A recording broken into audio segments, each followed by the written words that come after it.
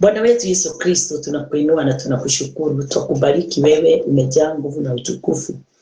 Wewe ni mwaminifu na wewe ni mwenye uwezo wote Bwana. Ukatakatifu wako Bwana Jehova Jire tumeupokea kwa uwezo na kwa mamlaka yale Bwana ulipo watuma watu wa ulimwengu, akina mitume wote, wale wote walisikia, walikufuata, wakasikia na wakaamini. Kazi hiyo ulikuwa unayoifanya ndio ilikuwa inafaa kufanywa na kila mmoja katika ulimwengu. Na wakati ulipowafundisha walielewa umuhimu wa kuifanya hiyo kazi. Asante ni kwa sababu ni kutambua, walitambua uzima ulio ndani yako Mfalme, hauwezi patikana wala kupokelewa na mtu yote aliye nje ya mapenzi yako ama nje ya neno lako. Pokea sifa mtakatifu wa takatifu, ni kwa sababu mpaka siku ya leo tumefikiwa na hiyo huduma, na hiyo huduma inafanyika ndani yetu katika maisha yetu kulingana na vile upendavyo. Ninakushukuru ni kwa sababu umetuinua na umetubariki na baraka zote za rohoni, na ninashukuru kushukuru Bwana wetu Yesu Kristo pamoja na Mungu wetu Baba kwa sababu ya Roho Mtakatifu yule Bwana afanyaye kazi ndani yetu, na hata Bwana vile umetufungua mawazo yetu, macho yetu ya rohoni, tukaweza kuona vile ulituchagua na ukatutuma, tukaweza Bwana Jehova Jire kusimamisha haki yako na kazi yako mbele za watu wote Bwana Jehova Jire, ndio waweze kujua na kutambua mapenzi yako Bwana kulingana na vile inavyohitajika. Na kushukuru Yesu Kristo, wakati huu ninaponena, ninajua nguvu zote, mamlaka yote na ufalme yote iko chini yetu Mfalme, kwa sababu umetuinua juu, kiwango ya juu ya maufalme yote ya ulimwengu, manguvu, maroho na hata mausultani na hata Bwana Jehova Jire demons zote Mfalme. Ninakushukuru Yesu Kristo ni kwa sababu ya hayo yote, na tena ukatufia na ukatusamehe dhambi zetu zote, tukawa watu wamekamilika kulingana na vile Bwana wewe uliokamilika. Ribo shakatama yanda rababolina torine tedidai Father, umetuondolea Bwana Jehova Jire hukumu yote ndani ya mioyo yetu, na ukatuondolea hali yote Bwana tulikuwa tunastakiwa nayo kwa kujitoa katika msalaba, ndio uweze kuturehemu kutokana na kazi yote ya yule mwovu Ibilisi. Tunakushukuru Bwana na tunakuinua, na ni kwa utukufu wako na kwa nguvu zako, na ni katika jina la Yesu Kristo tumeomba na tumeamini. Amen, amen, amen. Nikitaka tuweze kufanya hii kazi, nataka tuweze kufanya hii kazi kwa moyo, sababu watu wengi hawajatambua mapenzi ya Mungu vile inavyohitajika. Watu wengi hawajajua vile Mungu anavyotaka tuweze kuishi wala kukaa. Watu wengi wanakaa kulingana na vile wanavyotaka, wakifikiria ya kwamba wakati wanaposoma neno la Bwana wametosheka, na wengine kwenda kanisani wametosheka, wengine kutoa wametosheka, wengine wakafikiria wakienda kuona wagonjwa na wasaidia ati wao wametosheka. Tukadanganyika ya kwamba haya yote jana tuliweza kusoma pamoja nawe ya kwamba sio kwa kazi yetu, sio kwa matendo, sio kwa kujuhudi, sio kwa kitu chochote kile. Mwanadamu anawaza na mawazo yake, kwa sababu wakati tungali tu wenye dhambi, Kristo Yesu aliweza kujitoa katika msalaba, akafa na akatupa kibali cha kuitwa wana wa Mungu kwa sababu ya kazi aliyoifanya. Bwana asifiwe. Nashukuru Bwana wetu Yesu Kristo kwa sababu ya pendo lake na uwezo wake wa ajabu. Haleluya. Tukiangalia katika kitabu ya John 1:1, katika kitabu ya John 1:1, naweza furahia sana tukikifungua pamoja.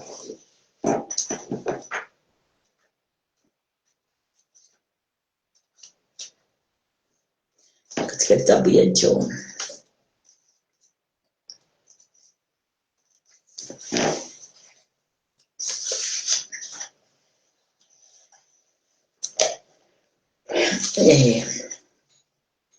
tunatazama neno ama tunaangalia neno wakati wote tunapolisoma, tunaangalia tunaona ya kwamba hili neno ndio lilinenwa kutoka from the beginning. Hili neno ndio lilinenwa kutoka mwanzo mpaka siku ya leo, ndio tunaendelea kulinena na mpaka mwisho, kulingana na vile Yesu alisema mpaka mwisho wa dahari, ndio litaendelea tu na kunenwa. Na katika hiyo John 1:1 nimeitoa kwa hiyo topic ndio tuweze kujua ya kwamba kutoka mwanzo nani aliyekuwa kiongozi, nani aliyekuwa chanzo cha kila jambo tunalolifanya katika ulimwengu. Katika kitabu hiyo ya John 1:1 inasema ya kwamba in the beginning was the Word, and the Word was with God, and the Word was God.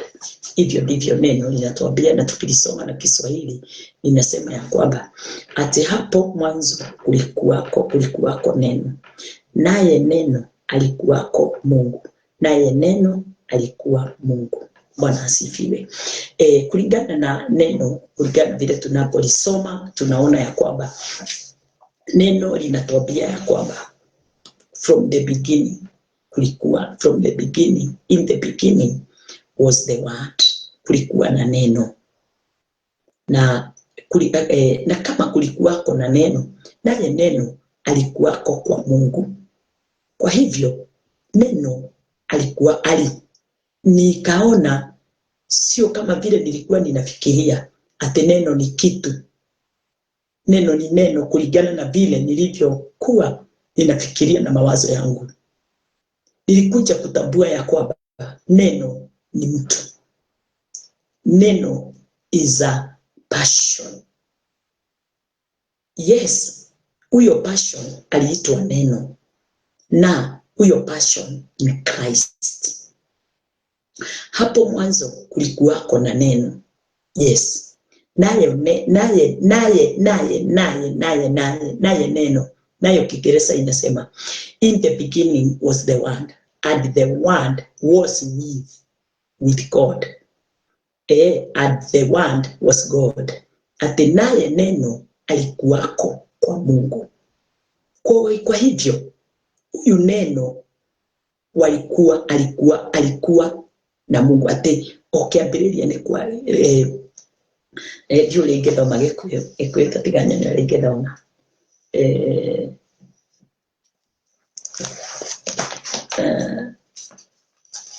atiriri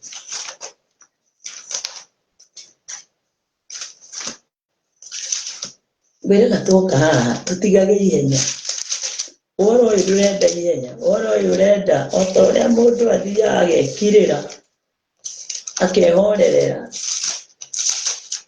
akaria na akanywa ena thayu. Uguo noguo turenda kiugo giki nakio tuge kirauga atiriri okiambiriria ari uhoro wari kuo, uhoro wari okuo, naguo uhoro watuire hari Ngai, onaguo uhoro wari o Ngai, uhoro wari okuo. No wirire twathomagirwo tukerwo ati okiambiriria uhoro wari okuo, riu ndicithecithagia atiriri ni mahunjio mari okuo. Riu ni ndirathiĩkĩte na ũtaũku wa maũndũ maya mega ma ũhotani marĩa Ngai witũ atuhotanĩire namo, ati alikuwako. Kwa hivyo huyu anayeitwa neno ama Word alikuwako, na huyu Word ndiye Christ. Kwa hivyo na Petro akasema the same was in the beginning with God. Huyo mwanzo alikuwako kwa Mungu. Alikuwako kwa Mungu. Kwa hivyo huyo neno na Mungu walikuwa pamoja. Walikuwa wanaishi pamoja. Tena walikuwa wanafanya kazi pamoja. Kwa aje tuangalie namba 3. Number 3. All things were made by him, and without him was not anything made that was made. Ati vyote viliofanyika kwa huyo nani? Huyo Word. Kwa hivyo hata utenda kazi wote wa Mungu, yule tunaita Mungu Baba, our God, Heavenly Father, kwa kazi yote aliyoifanya nani alitumika? The word. The word ni nani? Christ. Ati vyote vilifanyika kwa huyo, wala pasipo yeye hangekufanyika. Kama huyu neno hangekuwako, kama huyu neno hangekuwako pamoja na Mungu, hawangekuwa pamoja. Mungu hangeliumba ulimwengu. Na tena neno linasema ya kwamba kila kitu kiliumbwa kupitia yeye. Kwa yeye kila kitu kiliumbwa. Through Christ, God created everything. Kupitia yeye Mungu aliumba kila kitu. Ya, kwa hivyo pasipo yeye hata wewe haungekuwako. Huyu ni mtu wa ajabu sana. Ni mtu wa nguvu. Ni mtu aliye na uwezo wote. Ni mtu mamlaka yote imo ndani yake. Anaitwa Christ. Hata kama anakataliwa na watu wengi, yeye ndiyo chanzo cha mimi kuja ulimwenguni. Yeye ndiye chanzo cha mimi kuingia katika ufalme wa mbinguni, hata kupokea uzima wa milele. Yeye ndiye chanzo. Yeye ndiye chanzo cha kuniinua na kufanya niweze kutambua mambo ya siri sana, sababu kupitia yeye mambo yote kwangu imefanyika. Yes. Hallelujah. Number 4 anasema, in him was life, and the life was the light of men. Ati ndani yake ndimo ulimokuwa uzima, nao ule uzima ulikuwa nuru ya watu. Ndani yake. So pasipo yeye singekuwa na nuru. Pasipo yeye singekuwa na uzima. Sababu yeye ndiye alikuja akiwa uzima ule. Yeye ndiye uzima ule. Yule neno ndiye uzima yule. Uzima ule. Yeye Christ ndiye uzima yule. Again, yeye Christ ndiye alikuwa nuru. Yeye ndiye alikuwa right. In him was life, and the life was the light of men. Hallelujah. Kwa hivyo, hey God. Kwa hivyo kwake, kwa yeye, mimi nimepokea uzima wa milele. Tena kwa yeye nimepokea nuru. Kwa yeye nimepokea life. Hallelujah. Bwana asifiwe. Pasipo yeye mimi singehesabika kuwa mkamilifu. Ulimwenguni ningekaa kama mnyama. Ulimwenguni ningesunguka pasipo tegemeo lolote. Lakini siku ya leo amefanyika kuwa mae.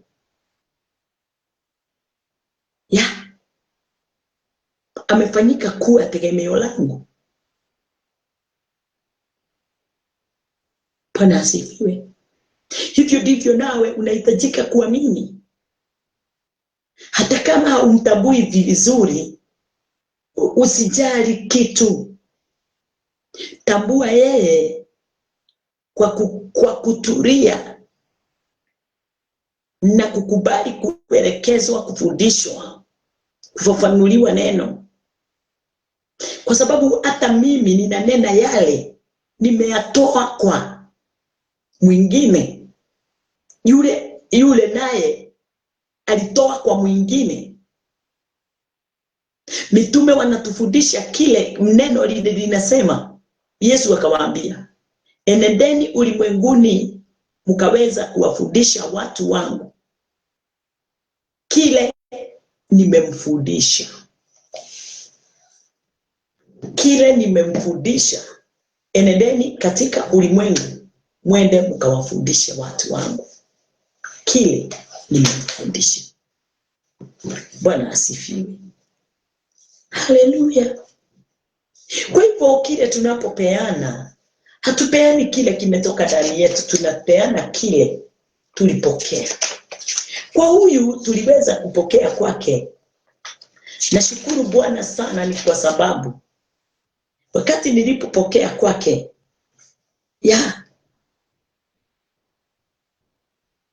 wakati nilipopokea kwake, nilipokea uwezo wote. Wacha nituangalie katika neno katika kitabu ya Mark 16. Ndio tuone Mark 16, tutaangalia Mark 16 na tuangalie mahali pengine. And Mark 16:15. Mark 16:15. And he said unto them, go ye into all the world and preach the gospel to every creature. Nani anatumana? Christ. Sababu yeye ndiye nani? Kwa vitu vyote viliumbwa kumpitia. Na tena yeye ndiye alifanyika kuwa nuru ya ulimwengu. Yeye ndiye alifanyika kuwa yeye ndiye alitumwa na kufanya haya yote anayafanya, sababu alishinda kifo na mauti. Aliondoa hali yoyote ile ilikuwa inayopinga mwanadamu asitabue mapenzi ya Mungu. Na mapenzi ya Mungu ni kumjua yeye Mungu mmoja wa kweli, na yeye yule aliyemtuma. Nani alitumwa? Christ. Vitu vyote vilifanyika kwa nani? Kwa Christ. Nani alipewa mamlaka ya mbinguni na ya ulimwengu? Ni Christ. Nani amemtuma mwanadamu ama mitume waende wakahubiri ulimwengu mzima? Ni Christ. Kwa hivyo Christ ndiye mambo yote.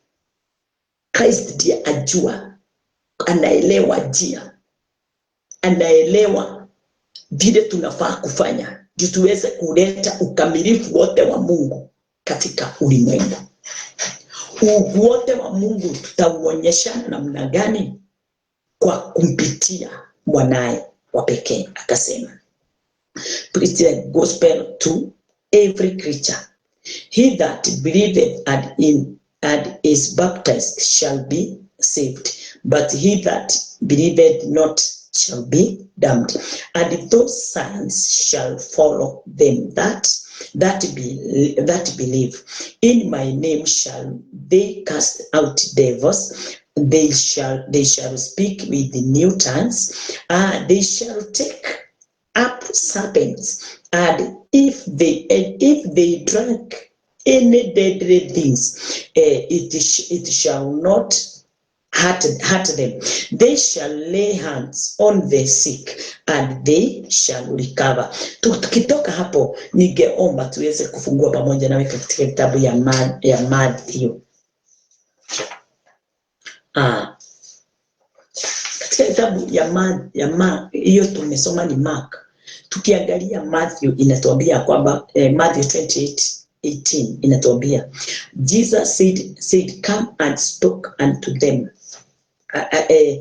And Jesus came and spoke unto them, saying, all powers is given unto me in heaven and in earth. Go ye therefore and teach all.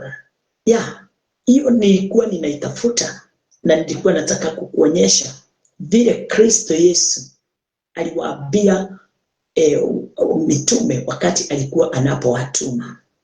Aliwaambiaje?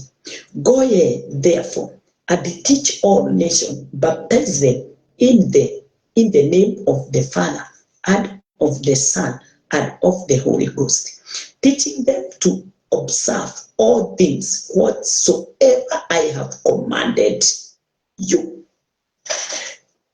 Wasihubiri kitu chochote nje ya kile Kristo Yesu amewaeleza. Na chochote kile Yesu aliwatuma waende wakahubiri juu yake kilitoka ndani ya Old Testament. So kwa sababu in the Old Testament hapo ndipo neno la Bwana kumpitia mwanaye Kristo Yesu liliandikwa. Tuko pamoja watu wa Mungu?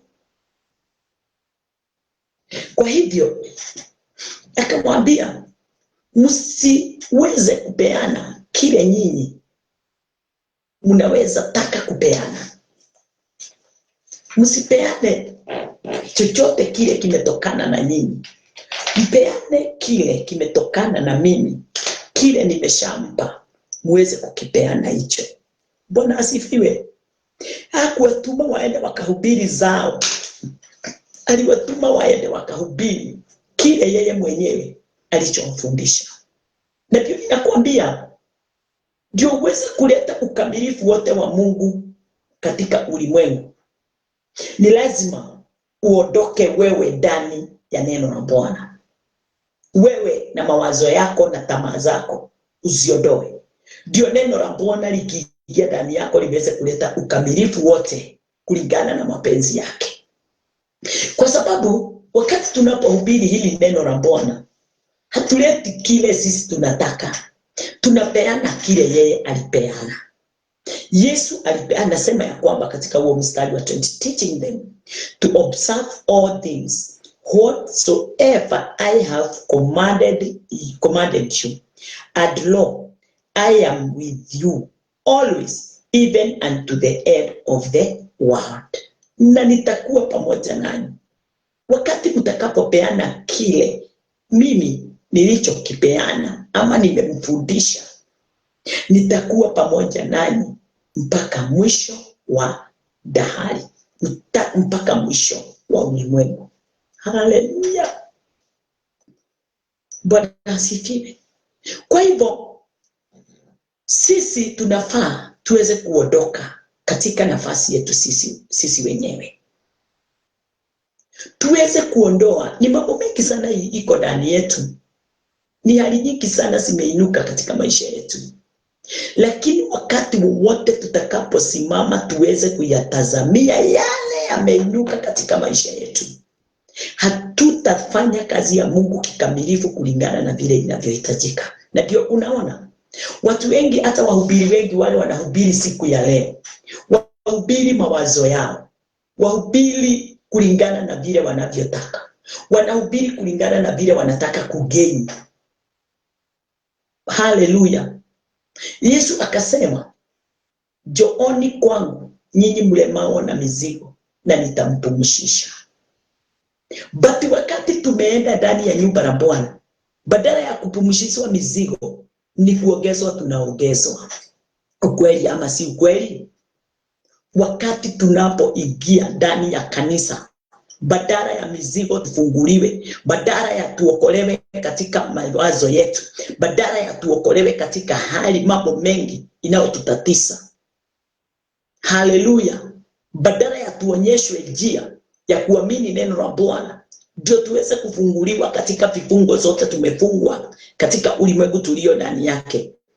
Badala ya hayo ni mizigo inaongezeka, shida zinaongezeka, matatizo yanaongezeka, sababu tumekutana na watu hawana haja na mioyo ya mwanadamu, hana haja na moyo wa mwanadamu, ako na haja na vile yeye atakaweza kusaidika.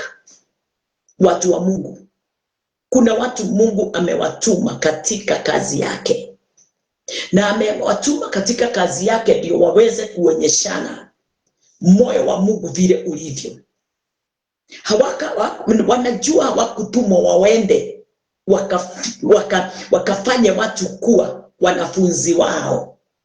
Anajua kabisa ametumwa ndio aende afanye mwanadamu kuwa mtumishi wa Mungu. Bwana asifiwe. Kuwa mwana wa Mungu. Haleluya. Bwana asifiwe. Na mtukuza Bwana Mungu wangu sana kwa vile amenipa kibali na uwezo na nguvu ya kutambua mambo haya. This is a revelation. Ile Kristo aliweza kufundisha watu wote wakati alipokuwa hapa ulimwenguni. Na hiyo revelation ndio tunafaa kuipeana, tunafaa kuifundisha, tunafaa kuionyeshana katika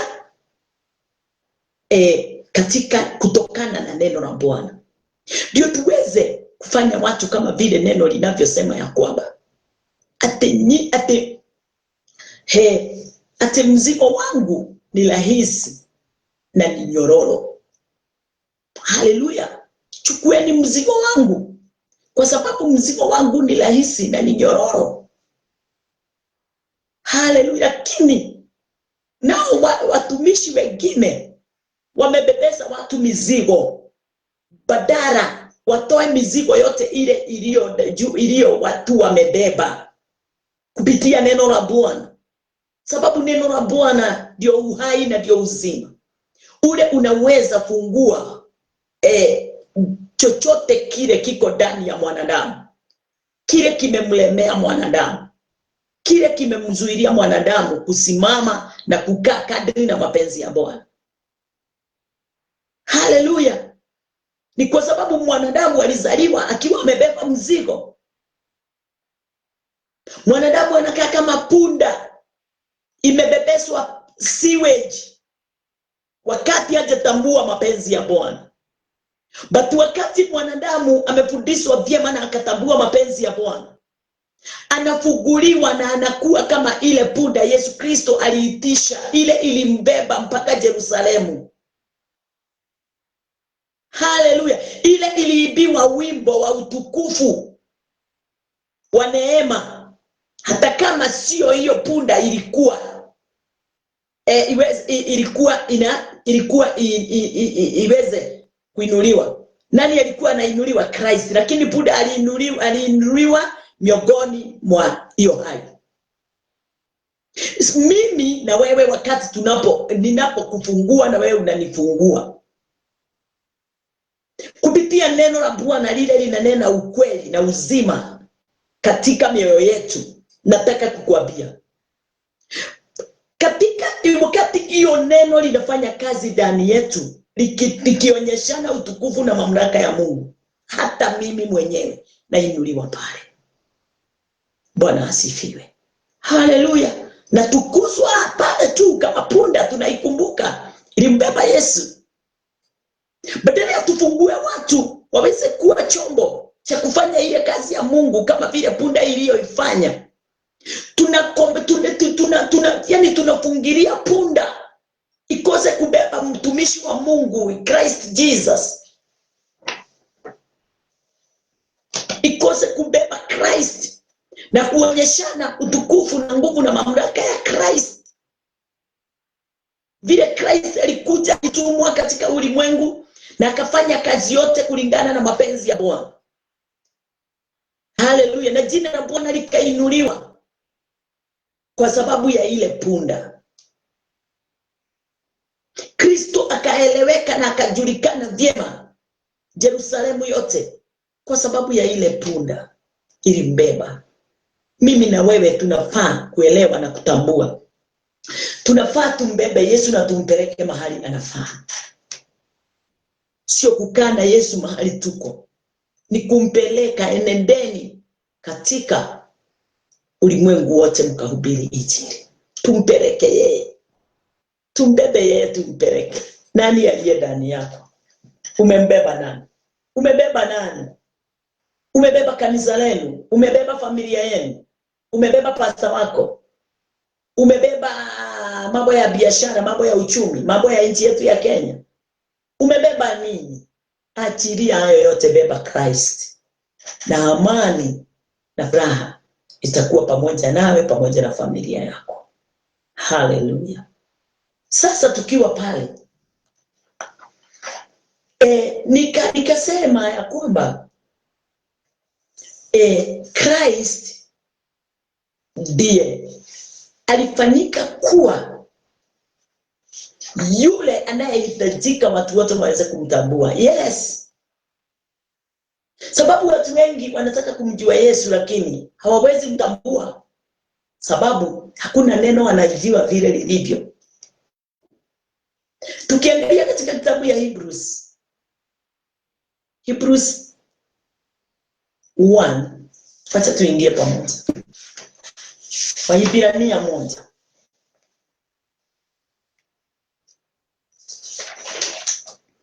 Hebrews 1.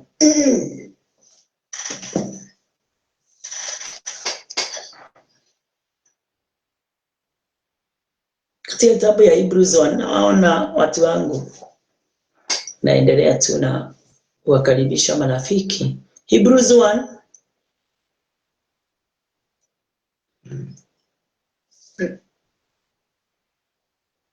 Hebrews 1 neno linasemaje? Wacha tuangalie neno pamoja.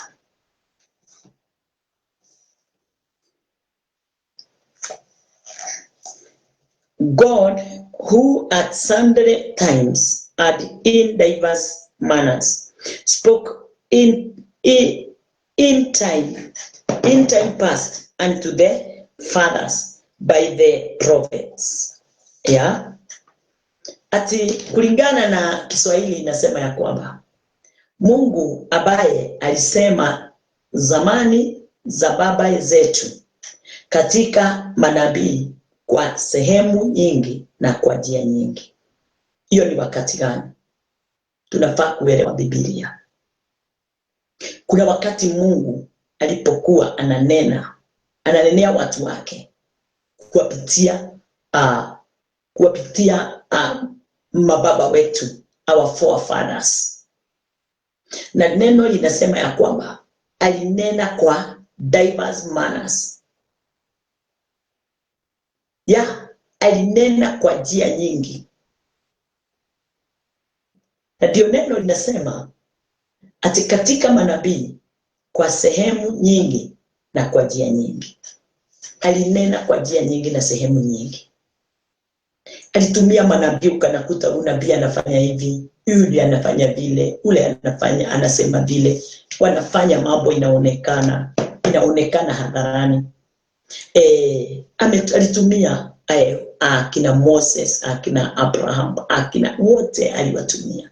Our prophets, our forefathers, akina Jeremiah, akina Ezekiel, akina Hosea, akina Daniel, au wote aliwatumia kwa njia nyingi. Na wakati ule alikuwa anawatumia namna hiyo, neno linatuambia kwamba in the Old Testament alitumika kwa hizo njia zote na kwa mambo yote. Ilifanyika mambo yote kwa njia zote. Lakini yes my dear,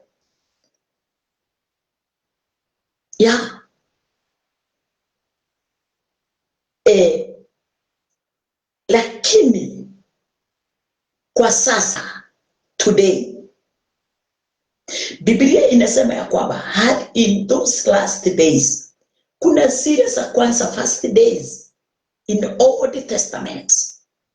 In Old Testament alitumika kwa hizo njia nyingi, na alitumia our forefathers, our prophets wote. Number 2, had in these last days spoke unto us by his son. Kwa hizi siku za mwisho anatunenea kumpitia mwanae wa pekee. Bwana asifiwe. Whom he had appointed higher of all things, by whom also he made the world. Mwisho wa siku hizi siku tuko. Hizi siku tuko, na ninataka hapa tuweze kuelewa tofauti. Nyakati hizo za kwanza alinena na mababa yetu, alinena na manabii. But today, mode, ananena na mwanae Kristo Yesu. Anatunenea kupitia mwanae. Ate mwisho wa siku hizi amesema na sisi katika mwana, aliyemweka kuwa mrithi wa yote, tena kwa yeye alimfanya ulimwengu. Alimfanya ulimwengu kwa yeye. Kama vile tumesoma John, tumeona ya kwamba ate na huyo neno vitu vyote vilifanyika kwa ajili yake. Nayo hii Hebrews inasema ate tena kwa yeye aliufanya ulimwengu. Unaona? Kwa hivyo ulimwengu ulifanywa, na unajua from the beginning, at the beginning Mungu aliumba ulimwengu. Kwa hivyo Christ yeye ndiye alikuwa anafanya hiyo kazi ya uumbaji. Bwana asifiwe. Kwa hivyo Christ sio vile tunavyomfikiria wala kumuona. Christ alikuwako wakati hata ulimwengu na hata mbinguni zilikuwa hazijaumbwa. Christ alikuwako hata kabla ya Adam and Eve. Alikuwako hata kabla ya mbingu na nchi kuumbwa. Haleluya. Na ndio wakati walipokaa chini kamati ya mbinguni, wakaona ni vyema kwanza waumbe mbingu na nchi, alafu baadaye vitu vyote vilivyomo. Haleluya. Yesu ndiye chanzo. Biblia neno linatuambia alipewa vitu vyote. Wacha mwisho wa siku hizi amesema na sisi katika mwana aliyemweka kuwa mrithi wa yote. Yeye Christ, yeye ndiye mrithi wa yote. So kila kitu, everything is in the hand of Christ. Yeah, from at the beginning till today, everything is in the hand of Christ. Bwana asifiwe. Kwa hivyo wakati tunapoishi katika ulimwengu tulio ndani yake, tunafaa tuweze kutafakari sana kuhusu kazi ya Mungu na vile alivyoifanya. Sio kwenda tu kanisa, sio tu kwenda kanisa kusikiliza matangazo.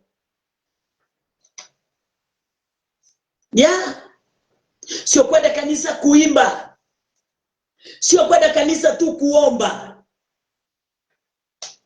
Kanisa mahali watu wamekutana, kunayo kazi nyingi sana ya kufanya, lakini moja yake ndiye tu ya umuhimu: kutaka kujua na kutamani kujua mapenzi ya Mungu juu ya maisha yako, na vile Mungu alivyoumba ulimwengu, na kwa nini aliumba, na aliumba namna gani.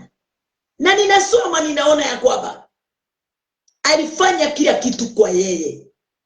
But nilikuwa ninajua ya kwamba kutoka utotoni mwangu Mungu yeye mwenyewe alitenda, lakini neno linanifafanulia. Na kila kitu kilipeanwa mkononi mwa yeye. Yeye nani? Christ. Hallelujah. Alafu number 3 akasema, hiyo ya Hebrews 1:3, who being the brightness of his glory and the express image of his passion, and upholding all things by the word of his power, when he had by himself purged our sins, sat down on the right hand of the majesty on high. Yeye kwa kuwa ni mng'ao wa utukufu wake na chapa ya nafsi yake. Christ, kulingana na neno la Bwana, Biblia neno linatuambia, sitaki kutumia neno Biblia sana kwa sababu Biblia Bible ni jina tu, lakini lile limebeba ile neno iliyo ndani yake. Kwa hivyo tukisema neno, twanena neno hilo liko ndani ya Biblia. Ati hiyo 3 inatuambia kwamba nyundo arai no not 5 not ni 3 na kewe todo wa uria akegete neonithanagia lili wa gani. Unaona yule Mungu aliyemchagua na ndiye mwanae wa kipekee na ndiye alifanya kazi yote kumpitia. Neno linasema ya kwamba anaonyeshana utukufu wa Mungu. Anaonyeshana yeye ndiye mng'ao wa utukufu wake. So kama unataka kuona utukufu, kama unataka utukufu wa Bwana uweze kuwa pamoja nawe, pasipo yeye Christ hakuna utukufu. Hakuna kutambua utukufu wa Baba. Yesu Kristo ndiye lango la kujua. Yesu Kristo ndiye mng'ao wa utukufu wake na chapa ya nafsi yake. Mfano wa Mungu Baba. Huyo tunaipanga wimbo Mungu Baba. Yeyote anayehitaji kutambua wala kumjua wala kutembea naye, kwanza, ili mambo rahisi sana nilanena, pokea haya. Kwanza tembea na Kristo. Kwanza mpokee Kristo aingie ndani ya moyo wako. Kubali Kristo aweze kutenda kazi yake ndani yako. Na wakati utaweza kumpatia kibali hicho, utaweza kuimba wimbo wa kusema namjua Mungu. Mimi ni wa Mungu. Ukiulizwa kwa nini unasema mimi ni wa Mungu, utaongea useme sababu nilitambua Christ ya kwamba yeye ndiye mng'ao. Haleluya. Yeye ndiye chapa ya nafsi yake. Yeye ndiye mng'ao wa utukufu wake. Kwa hivyo mtu yeyote yule anataka kumtambua Mungu na kuelewa Mungu na kuandamana na Mungu, ni lazima kwanza amtambue Christ.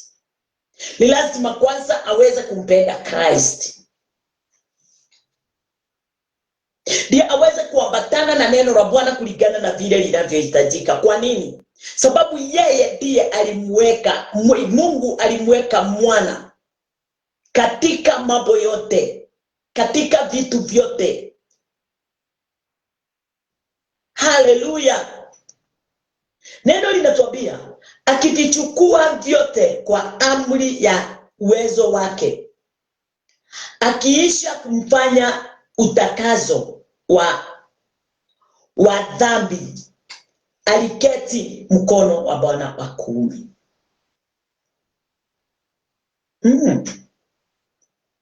Kwa hivyo Christ ndiye mambo yote kwa Baba.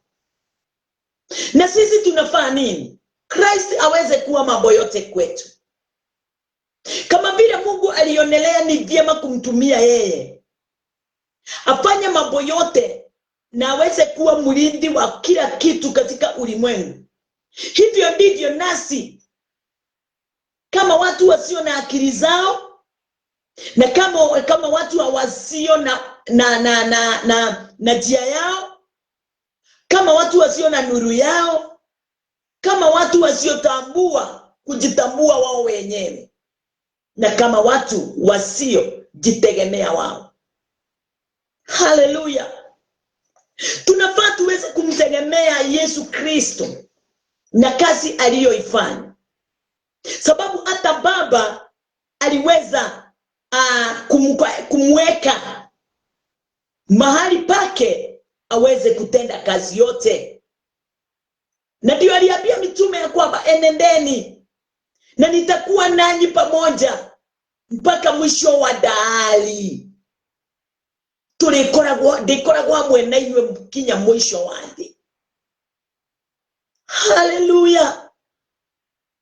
Siku ya leo ninafaa kuelewa na kutambua mapenzi ya Mungu kwangu ni nini. Mapenzi ya Mungu sio Mungu mwenyewe. Mapenzi ya Mungu ni mimi niweze kumjua mwanae Na kufanya nini? Na kumwamini mwanae, kumpenda mwanae. Na haya yote yakifanyika ndani yangu, imefanyika hata kwa Mungu. Sababu Yesu Kristo ndiye mfano kamili. Yesu Kristo ndiye utukufu kamili wa vile Mungu Baba wetu alivyo na vile apendavyo. Alipewa kibali na nafasi ya kunifia mimi na wewe. Na kwa sababu hiyo kibali amepewa, ukikosa kuamini hiyo kazi alipewa akufanyie, hakuja. Jana tulisoma tukaona ya kwamba yeye hakufanya dhambi na hakuwa mwenye dhambi, hata hakujua dhambi. Lakini wakati alipokuja ulimwenguni, aliyatimiza yale aliyokuwa ametumwa kuyatimiza. Na baada ya kuyatimiza, aliuchukua urithi. Alirithi vyote ulimwenguni na hata mbinguni. Kwa hivyo yeye yule ninayeinua na niyo nayependa ndiye mrithi wa vyote. Amenirithi hata mimi. Oh, haleluya. Bwana asifiwe. Nimepeanwa kwake aweze kuniongoza, kunitumikia. Mimi ni chombo chake, kama vile alivyopembwa na ile punda ilimpeleka Yerusalemu. Hivyo ndivyo nami ninafaa kujua ati kwamba hivyo ndivyo ninafaa kuwa. Mimi kazi yangu ni kumbeba Christ. Kazi yangu ni kumpeleka Christ. Kazi yangu ni kumnena Christ katika ulimwengu, kwa watu wote, kwa sababu watu ndio wanaohitajika waweze kumwelewa, kumtambua, kumpokea. Ndio waweze kuupokea uzima ule Baba aliweka ndani ya mwana, uzima wa milele uko ndani ya mwana. Na ndio nilikwambia neno katika kitabu ya John 1 inanena kuhusu the word. Word ni nani? Christ. Haleluya, Bwana asifiwe. Nashukuru Bwana sana sana sana sana kwa kufanya moyo wangu ukaweza kutambua haya na ukaweza kujua ya kwamba sina budi ila kunyenyekea katika neno la Bwana. Neno anifanyie kazi kulingana na vile apendavyo. Tukitoka hapo, nataka tuweze kuangalia katika neno katika kitabu ya Mark 16. Wacha tuangalie kitabu ya Mark.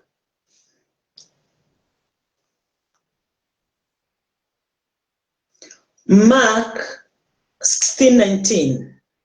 Mark 16:19. Inasemaje? Inasema, so then, after the Lord had spoken unto them, he was received up into heaven and sat on the right hand of God. Basi Bwana Yesu baada ya kusema na akina nani? Mitume wa wanafunzi, wafuasi wake, wanafunzi wake, akachukuliwa juu mbinguni, akaketi mkono wa kuume wa Bwana. Hiyo ni kitabu ya Mark 16. Kitabu ya Mark 16. Na tukiwa katika hapo katika kitabu ya Mark 16, nataka tuweze kuingia katika kitabu ya Hebrews. Katika kitabu ya Hebrews 10, angalia pamoja nami katika kitabu ya Hebrews 10. Hebrews 10:12. Hebrews 10 mstari wa 12 inasema, but this man, after he had offered one sacrifice for sins forever, sat down on the right hand of God. Lakini huyu alipokwisha kutoa kwa ajili ya dhambi dhabihu moja idumuyo hata milele, aliketi mkono wa kuume wa Mungu. Yesu alijinena in the book of Mark. Na wakati aliponena kuhusu yeye katika kitabu ya Hebrews inayanena tena vyema ya kwamba wakati alipoingia patakatifu pa watakatifu, akatoa dhabihu moja idumuo hata milele ya kutosha kwa ajili ya dhambi zetu sisi, dhambi zangu na dhambi zako. Kwa sababu siku ya tatu wakati alipofufuka hakurudi ulimwenguni tena, alienda kwa Baba. Na wakati alipoenda kwa Baba, kwa sababu kazi imekwisha, alienda kukaa katika mkono wa Baba wa kuume. Sababu ya kumaliza kazi ya Kristo, kazi ya Mungu ilikuishia kwa Kristo. Kazi ya Mungu yote ilikuishia kwa Kristo. Na wakati ilipokwisha, na mtu akimaliza kazi anapumzika.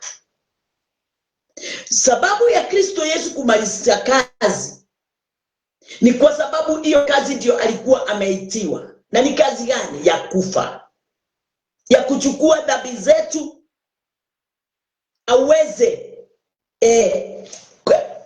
aweze kusiondoa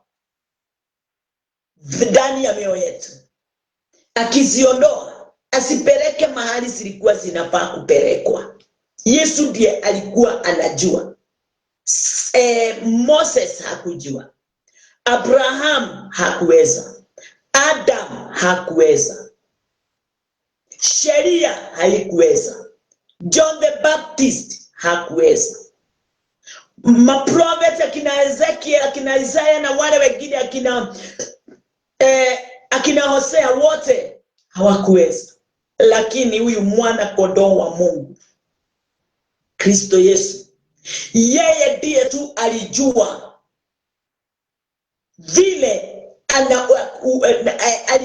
vile msamaha wa dhambi unaweza wafikia wanadamu. Na wakati alichukua ile jukumu ya kuondoa dhambi, yeye aliingia katika patakatifu pa watakatifu kwa damu yake yeye mwenyewe. Wacha tutaangalia. But this man, after he had offered one sacrifice for sin forever, sat down on the right hand of God. Alikaa chini na kupumzika katika mkono wa kuume wa Bwana.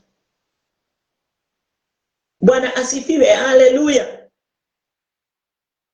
Number 14. Iyo Hebrews 10:14, tumesoma 12, sasa nataka tusome 14. For by one offering he had perfected forever them that are sanctified.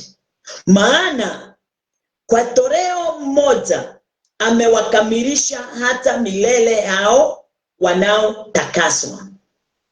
Amewakamilisha wale wote wameamini ile kazi aliyokuja ulimwenguni kufanya. Na aliifanya miaka 2000 imepita, kabla wewe haujazaliwa, kabla mimi sijazaliwa, kabla mababu wa mababu wa mababu wa mababu hawajazaliwa.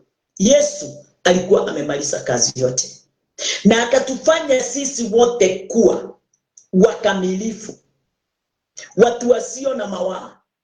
Wakati wowote tutakapoamini, tutakuwa kama vile alivyokuwa, na kama vile anavyokuwa hata sasa, na atakavyokuwa hata milele. Bwana asifiwe. Tukiondoka hapo, tutaweza kufungua katika kitabu ya Hebrews. Hebrews 4:14. Acha tuone. Hebrews 4 mstari wa 14 inasemaje? Inasema, seeing then that we have a great high priest that is passed unto the heavens, Jesus, the Son of God, let us hold hold fast our profession.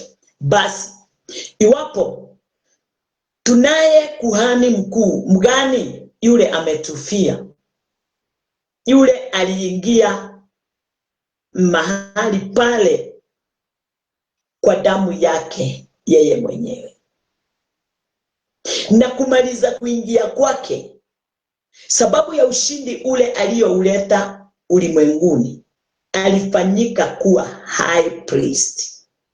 Ameshinda wale wote waliokuwa wanaitwa ma high priest kwa wakati huo.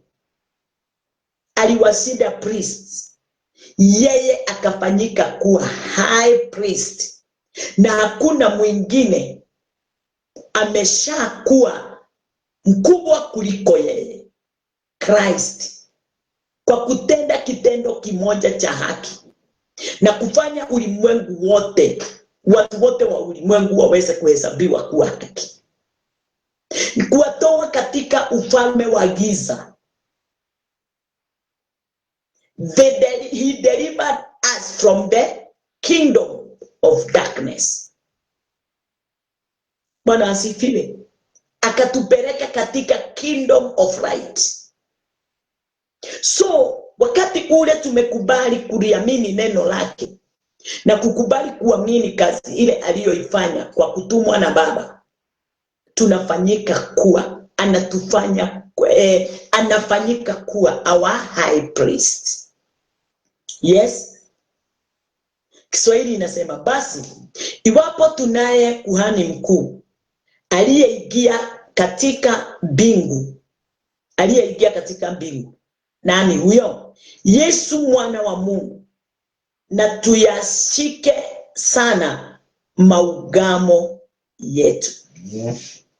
Kile tumeshakisikia chake, kile tumesa kukisoma chake, tuweze kujua ya kwamba amefanyika kuwa our high priest, na gutiri uge na gutikoneka kweli na priests, but hawakuweza kutimiza yale yote yaliyohitajika, lakini huyu ameyafanya yote na ikafanyika kulingana na vile ilivyokuwa inavyohitajika.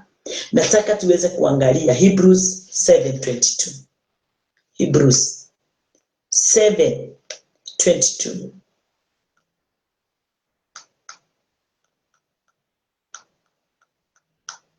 Hebrews 7:22 inasemaje?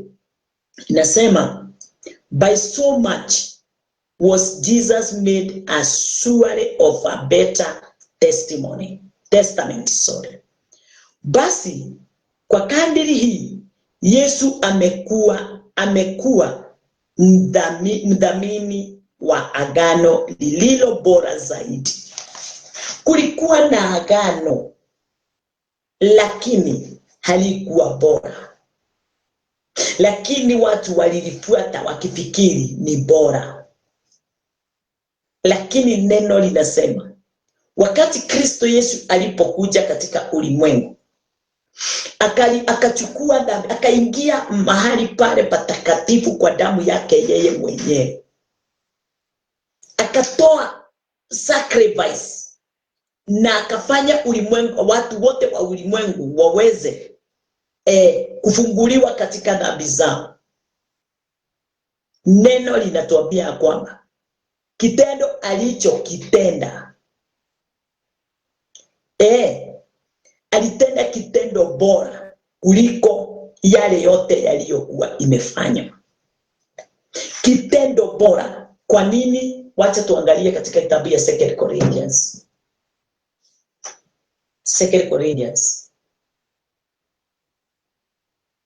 Katika kitabu ya 2 Corinthians 3:6 inasemaje?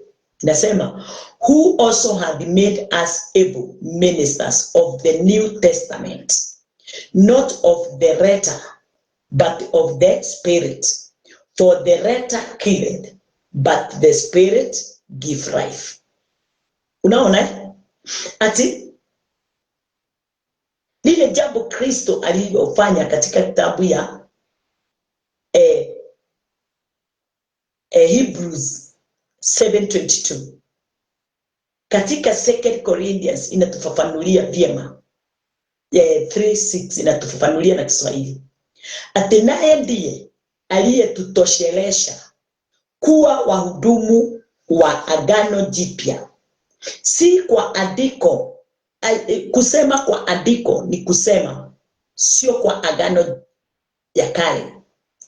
Tena sio kwa andiko, sio kwa sheria ya Musa ile iliandikwa ama ikachorwa katika mawe. Ile haikuweza kumsaidia mtu yeyote katika maisha yake. Haikuweza kuwafungua watu. Musa hakuweza kuwafungua watu. Hakuwafikisha watu katika mji wa ahadi. Tena sheria ile alituletea ilifanyika kuwa kifo katika maisha ya kila mmoja. Neno linasema naye ndiye aliyetutoshelesha kuwa wahudumu wa agano jipya, si wa andiko bali wa roho. Kwa maana andiko huua, bali roho huisha. Yeyote yule ameamini kazi ile Kristo Yesu amefanya na akamwamini yeye, amehuishwa, amebadilishwa, amefanyika kuwa kiumbe kipya, amefanywa kuwa mwana wa Mungu, sababu tu ya kuamini na kumpenda yeye aliyetumwa.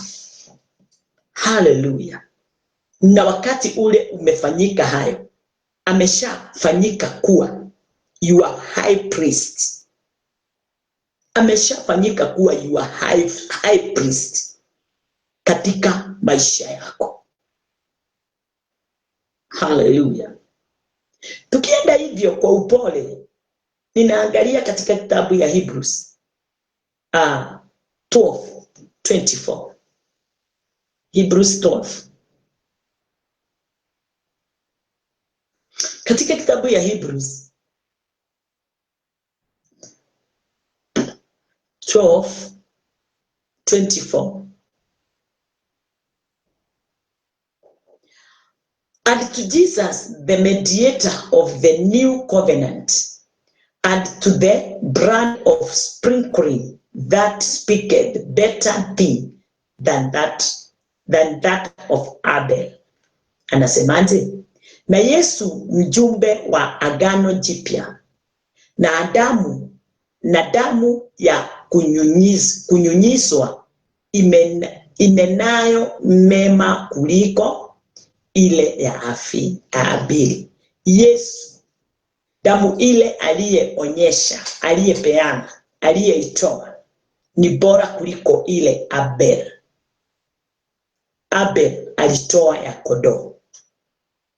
Kitendo Abel alikifanya, Yesu alifanya bora kuliko hicho. Haleluya. Nashukuru Baba yangu. Time yangu inaelekea kuisha, lakini ni lazima tusome katika kitabu ya Hebrews 9. Hebrews 9 mstari wa 24. Hebrews 9:24. Tumalizie na hiyo na hapo. Time yetu imekwisha. Hebrews 9:24 inasema,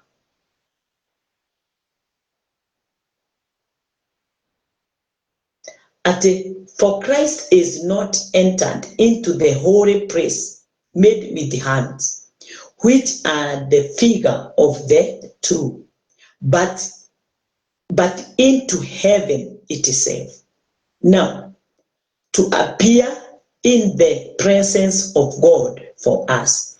Kwa sababu Kristo hakuingia katika patakatifu palipofanyika kwa mkono. Yes, isipokuwa tu ni vile hatuna time, but tomorrow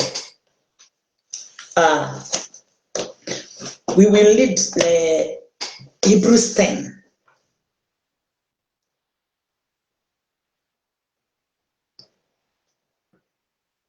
Na anasema ati kwa sababu Christ Kristo hakuingia patakatifu pa watakatifu palipofanyika kwa mkono, kama vile makuhani waliingia katika patakatifu imetengenezwa kulingana na mfano wa tabernakulo ile Musa aliweza kuwaambia waweze kuitengeneza. Yesu hakuingia mahali kama hapo katika patakatifu imetengenezwa na mikono ya watu. Biblia inatuambia kwamba, maneno linatuambia kwamba Yesu aliingia patakatifu kule mbinguni. Patakatifu pale Yesu aliingia ni mbinguni. Lakini akina Moses na makuhani wale wengine, akina Haruni, waliweza kuingia katika tabernakulo ile ilikuwa hapo patakatifu pametengenezwa na mikono ya watu.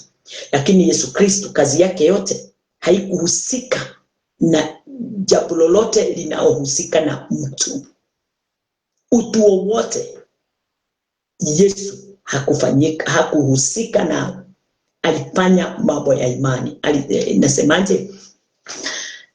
Palipofanyika kwa mkono ndio mfano wa patakatifu halisi, bali aliingia mbinguni sana, mbinguni hasa, aonekane sasa usoni pa Mungu kwa ajili yetu. Aonekane hasa usoni pa Mungu kwa ajili yetu. Yesu hakuenda kujionyeshana ni kwa sababu ya utajiri. Hakwenda kujionyeshana ni kwa sababu ya wanyama wala milima wala vitu vyote vilivyomo ulimwenguni, uzuri wote, urembo wote. Yesu alienda kujionyeshana kwa Baba kule mbinguni, mahali pale patakatifu aliingia yeye mwenyewe kwa damu yake, kwa sababu yangu na kwa sababu yako. Ondoa vitu hizi zingine zote, ujibakishe pale. Katika yote Yesu alifanya ni kwa ajili yangu. Alipaa mbinguni kwa Baba na kukaa katika mkono wa kulia wa Baba kwa ajili yangu. Hallelujah. Number 25. Nor yet that he should offer himself often, as the high priest entered into the holy place every year with the blood of others. Wala si kwamba ajitoe mara nyingi. Yesu alijitoa mara moja ya kutosha, once forever. Alijitoa mara moja. Na ukaambiwa sio kama makuhani wale walikuwa wanaingia patakatifu pa watakatifu kila wakati na damu yao,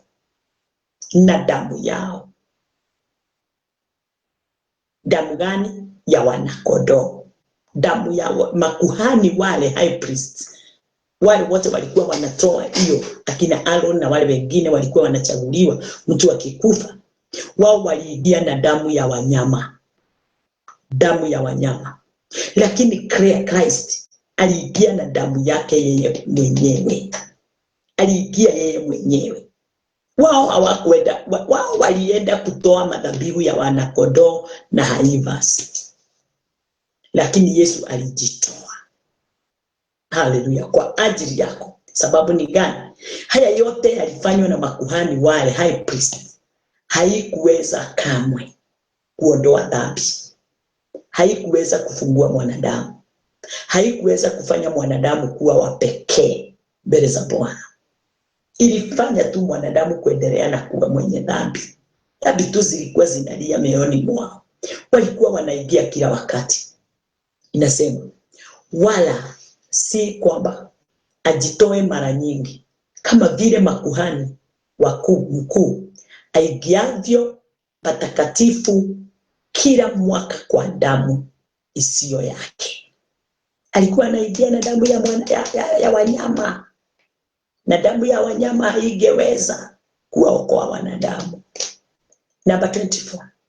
For then must he often have suffered since the foundation of the world.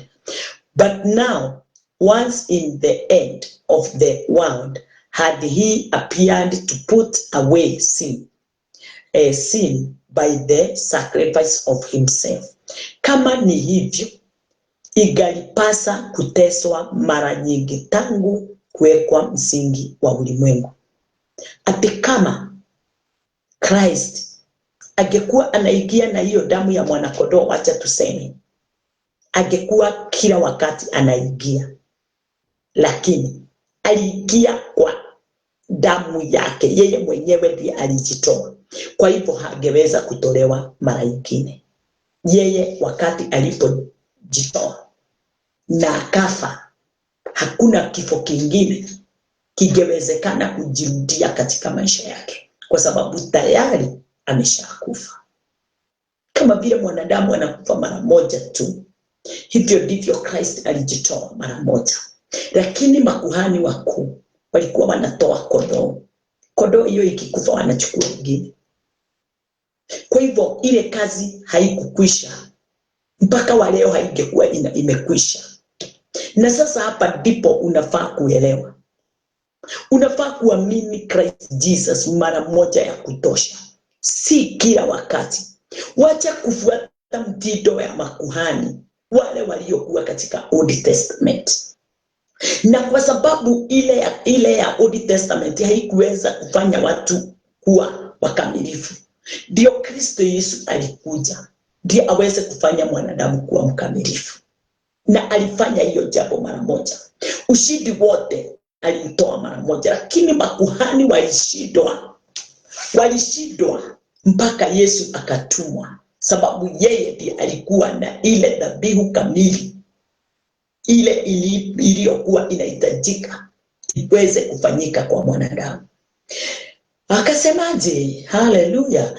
Kama ni hivyo, ingalipasa kuteswa mara nyingi tangu kuwekwa msingi wa ulimwengu.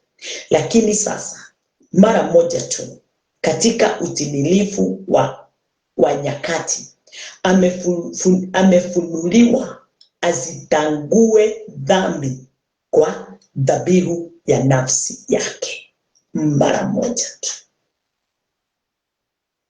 7:27. And as it is appointed unto men once to die. Yes, it is appointed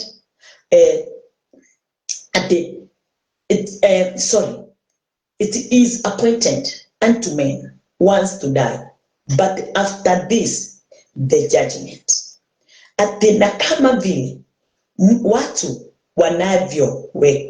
wanavyowekewa kufa mara moja, na baada ya kufa hukumu. Number 28.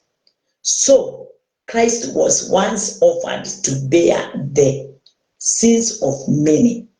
Yesu aliingia tu mara moja. Yesu alitumwa tu pale once, aweze kubeba dhambi ya wote, aweze kuchukua dhambi ya wote, aweze kuondoa dhambi ya wote. Sio kama vile pasta wako siku ya leo anakuambia inua mikono tutubu dhambi. Inua mikono kukaribisha presence of God, sababu hamkuangi nayo. Mkitoka kanisani, wewe unaenda kivyako, unaenda ukiwa wewe. Kama vile kuhani akitoka, hatoki na kondoo yoyote, anatoka tu akiwa mansoro. Kesho atakuja na kondoo, sababu wakati alienda alifanya dhambi. Wakati alienda anangojea watu watenda dhambi kama vile naye alivyo, kwa sababu alikuwa anaingia na haiva ng'ombe yake akwirutira igongona ayange makirehetwo wondu ndegwa aikiranga na ndegwa. Siku moja nitakwambia kwa nini. Bwana asifiwe. Alikuwa anaingia na ndegwa. And so Christ was once offered to bear the sins of many, and unto them that look for him shall be appear the second time without sin unto salvation. Kadhalika Kristo naye akiishi kutolewa sadaka mara moja. Kristo alitolewa tu sadaka mara moja, si kila siku, si kutubu kila siku, si kwenda kuombewa na kugaragaria kila wakati, sio kushida katika maombi ya kujiombea kwa sababu haubadiliki, haugeuki, unaomba na haupati, sababu hauombi na maombi kulingana na vile inavyofaa. Wewe unaomba yule Kristo wa kushida akitolewa dhabihu, akikufa kufa. Na tumeambiwa alitolewa mara moja, tumwamini mara moja, tufe pamoja naye mara moja. Kutoka hapo tupumzike kama vile amepumzika. Haleluya. Lakini watu hata kila wakati ako katika kazi ya kutafuta uso wa Bwana. Natafuta uso wa Bwana. Natafuta uso wa Bwana. Kwani ulienda wapi huo uso wa Bwana? Ulipotelea wapi? Huku hauoni. Nani aliuchukua tumitishe? Ndio upumzike kama vile Kristo Yesu alipofanya ile jambo ilifanya aweze kutumwa. Baadaye alipumzika. Tumedanganywa ati tutamuona Mungu tukijitolea sadaka, tukijitolea tithe, tukijitolea, tukibeana, tukikula mwili wa Kristo, tukibatizwa kama mimi nilibatizwa mara kama 7. Na sikuona huo uso. Na chochote nilikuwa ninapokea hata wakati nilikuwa ninajifunga, kwa sababu nilikuwa ninajifunga siku ya mwisho ile, nilijifunga siku nyingi, nilijifunga 62 days. Na badala ya kupatana na Mungu ni mateso na mashida na matatizo mengi ilionekana katika maisha yangu.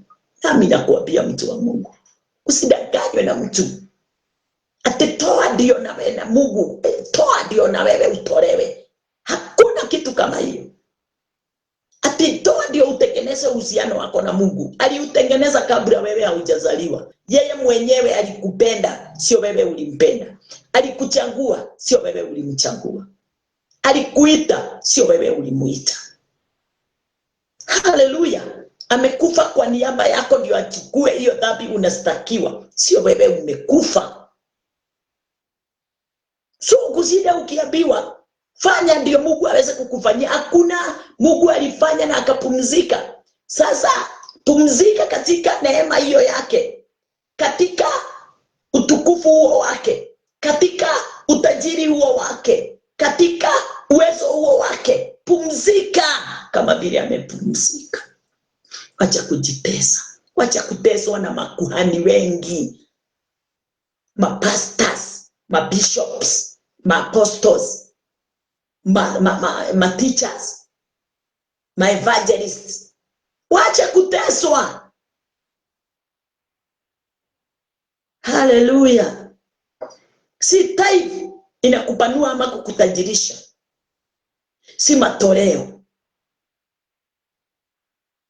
Kama ni hayo yote tumeambiwa, hawangekuwa wanabadilisha, wangekuwa wakituhubiria jambo moja. Kama vile Christ alihubiri tu kuhusu, kama vile neno from Genesis to Revelation inahubiri kuhusu Christ, kufa kwake, kuzikwa kwake na kufufuka kwake. Sio akikuja leo anakuambia hii, akiona halijatimia analeta hii, akiona halinatimia analeta lingine. Hapana. Tia guthiorwo ta mutura wa ihe, tia gwetekera gutwaragwo ria mundu arenda, tia gwetekera kuninwo na kulio. Bwana asifiwe. Tiga kwiyuraga. Bwana asifiwe. Wacha kukaa katika nafasi ya kunyonywa mpaka utanyonywa damu, na utakufa ukiwa utakufa tu ukiwa tu na shida na matatizo na akili nyingi za matesho, sababu unateswa na wale unafikiria ndio wako na uungu. Utatoa kila kitu mpaka shamba lako, mpaka ujaribu kupeana watoto wako. Tulikuwa twere tukwere twarikuwa my dears hindi atwera boni taithi igatuma tuhonoke hindi atwera go tuhe Ngai niguo nake atuhe ta Ngai atiriri kai Ngai tumuonaga tari gitu niki gituma tuone Ngai tari kahi kana kihi niki kigituma tutuike turahe Ngai niguo atuhe nawe niwe wobire thi na iguru nawe niwe barutire murwe niguo tukwire akiruta moyo wake na akimuriukia niki atangihota gutwikira na tutekite tena turakorire arehete mandiko kana ni hindi turamoya mandiko atuhe turakorire maundu mothe me mabange na me makinyanirie niki kiratuma tutuike andu agwitikira kwiga moko-ini ma ndwira ariyani tukimenyaga ni ariyani mogo umuthi uyu tigwo rucio makoiga tondu ni marenda gukuhokora na kuoya kiria giothe gigia mundu wa Ngai niona nie ndari kou na ndarutite wira ucio pio ndarutite no ndiamenyete kiugo ndeciragia ni uguo maroiga tona nie ndari wakwe no riria ndirethomeire Biblia ni ndironire kweli kabisa thini wa New Testament uhoro wa tithe Jesu ndawaririe ona tumwo matia waririe no handu hamwe tu na ndaririe uhoro wanyu wa kwirutira na ni thini wa ibuku ria Hebrews na guthukia muno Hebrews hindio irario uhoro wa tithe ya Melkisedeki na Jesu na Abraham ni indo iria Abraham atahite koguo aheire Melkisedeki indo cia ndaho aheire Melkisedeki indo cia ndaho indo cia gutunyanu Ngai ndariaga indo cia gutunyanu Ngai ndetagirira riria murenjie uthiaga ri gutaha niguo ukiohe Ngai ni wakati gani unaenda Ngai hiyo ndio ukuja umpe kama ni hivyo hizo ndizo tungekuwa tunapeana. Acha niache sio leo nitaingia na tithe na matoleo nduothe matuike ati nie ni kwenda ni kwendera ndeyendera niguo my sister my brother aria me Naikuru aria me Murimo aria me kuna makinyirwo ni kiugo giki nikurathima kiugo kiu wewe bariki kazi ya Bwana wacha kudanganyika na usifikiria unafanya hivyo ati ndio una wewe ufanyiwe hapana sisi tuwafanya kwa sababu tumeshabarikiwa na ninahubiri kwa sababu nimebarikiwa Bwana asifiwe kunao wamesimama die tufikie watu kwa ubali waweze kujua ukweli waache kunyanyaswa waache kufanywa chombo cha watu tuwafanye kuwa watumishi wa Bwana mara moja asichukue dhambi za watu wengi atatoa mara moja mara ya pili Yesu kukuja katika ulimwengu kulingana na neno Yesu atakuja katika ulimwengu lakini Biblia inasema ya kwamba hata kuja kuokoa wacha nikusomee pasipo dhambi anasema ya kwamba wacha nisome yote hapo ati kadhalika Kristo naye akiisha kutolewa sadaka mara moja asikuchukue dhambi za watu sawa dhambi za watu wengi atatokea mara ya pili umesikia hapo atatokea mara ya pili pasipo dhambi akitokea hakuna dhambi itakuwa ulimwenguni sababu amesha maliza dhambi kwa hao mtazamiao wa wokovu akitatokea kwa wale wameweza kumtazama wamemwamini wamepokea wokovu wake wamemkubali Kwa hivyo mara ya pili atakuja kuokoa watu. Ihinda rĩake rĩendagoka kũhonokia andũ tondũ gũtigakorwo na mehia. Tiga o gũka kwa arĩa mamwĩtĩkĩtie kũmwĩtĩkĩra. Acio nĩ agoka nĩ tondũ wao. Nĩndakena mũno nĩ tondũ waku. Ndũgatuĩke ng'ombe. Rũgama na kiugo kĩa Ngai. Na wĩtĩkĩre kũhunjĩrio nĩ andũ arĩa mamenyete hitho. Tia kũhunjĩrio nĩ andũ oro ũguo maragĩũnga gũkũ ta ngũrũki makĩĩtaga anabii na nĩ aganga. Makĩĩtaga arĩithia ng'ondu. Na kũrogĩa kaũndũ ũguo moragĩra ng'ondu. Magacieherera ikarĩo nĩ hiti. Kana o ene magatuĩka hiti. Magacirĩa ng'ondu. Rekei tũhoe. Ndacokia ngatho. Mwathani rĩtwa rĩaku rĩrogocwo nĩ wagĩrĩire gũkumio kwambarario gũtũgĩrio ona Mwathani witũ Jesũ gũtĩagwo hĩndĩ ciothe nĩ ndũrĩrĩ ciothe na nduka na mĩario yothe Mwathani nĩ tondũ wa hinya na ũhoti waku. Kĩrathimo gĩothe Mwathani Ngai Baba nĩ gĩtũkinyĩrĩire na ũndũ wa mũrũguo Kristo Jesũ ũcio werutire rita rĩmwe rĩa kũigana nĩguo ithuothe Mwathani Ngai Baba tũtuo athingu akinyanĩru na ehokeku kũringana na ũrĩa Ngai wendete.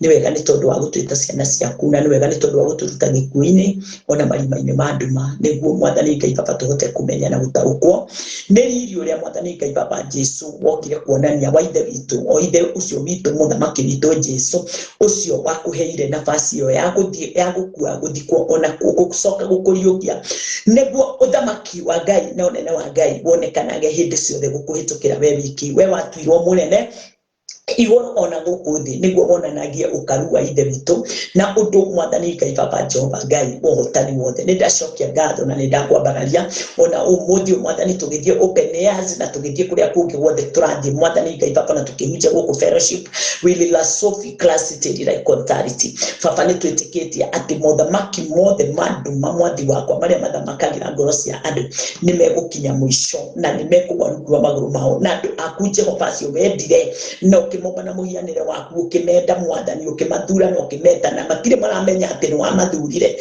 na ukimeta na ukimatheria Mwathani ũmũthĩ ndahoya makĩigua kiugo gĩaku harĩa hothe marĩ Mwathi reke Baba Jesũ ũhotani waku wothe wonekane na ũmenyekane na ũtuĩkĩke kũringana na ũrĩa kwagĩrĩire.